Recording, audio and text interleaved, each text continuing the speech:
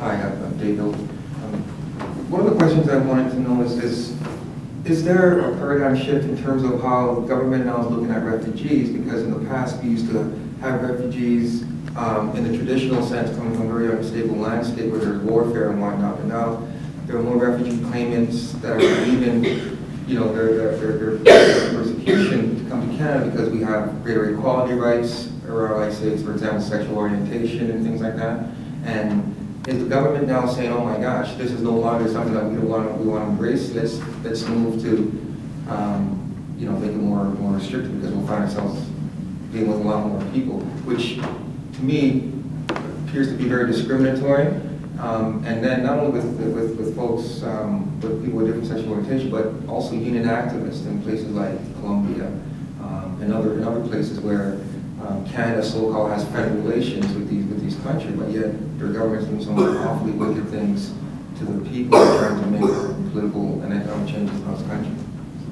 Well, I think that's a serious concern with respect to the safe source country rules, and that specifically, I don't think the government's going to try to put Colombia on that list. The ground rates are just too high for Colombia. But I would expect that the government is going to try to put Mexico on that list.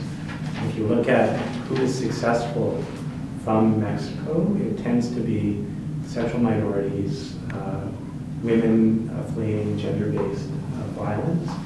And so in countries that are not traditionally understood as human rights violators at this point, that you don't have a civil war going on, you don't have a genocide going on. In those countries, there still may be particular groups of people who are seriously mistreated, who are very vulnerable. And the concern I think that people have raised with respect to safe countries is that the tool is simply too blunt, that it doesn't distinguish between the kind of traditional refugees, people fleeing political violence, and these other groups. So I think that's a concern. There.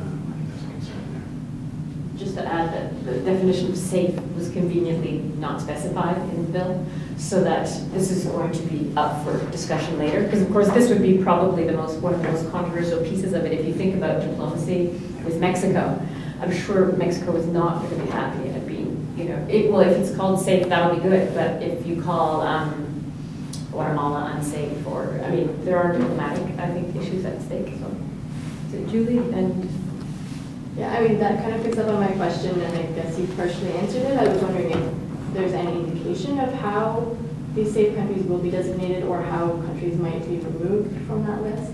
But then also, do you have a sense of how the designation of those safe countries might interact, whether or how it might interact with the current Canada-US Safe Third Country Agreement? I know that's more about eligibility, but are there any intersections?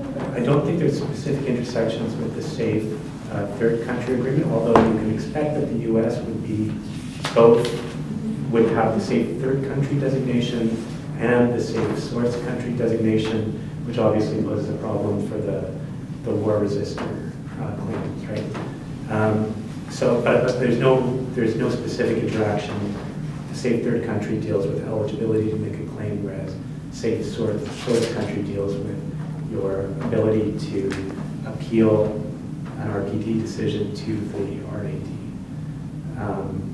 So I don't think there's much of an interaction there. You do wonder, though, whether the mere fact that countries designated as safe will impact the RPD's decision. So if the government says the country's safe, then this person's claim must necessarily be unfounded. And just a quick follow-up to that. In Europe, it's very interesting because European donors are funding countries like Kenya and Tanzania in terms of their refugee protection capacity to render them safe countries so that they meet the safe third criteria, so that if they land first in Kenya, you know, that is a solution in one sense, obviously a de facto one, but in the minds of the northern donors, I think Canadian aid may well start to render countries safe for reasons other than just good, you know, anti poverty work or something like that?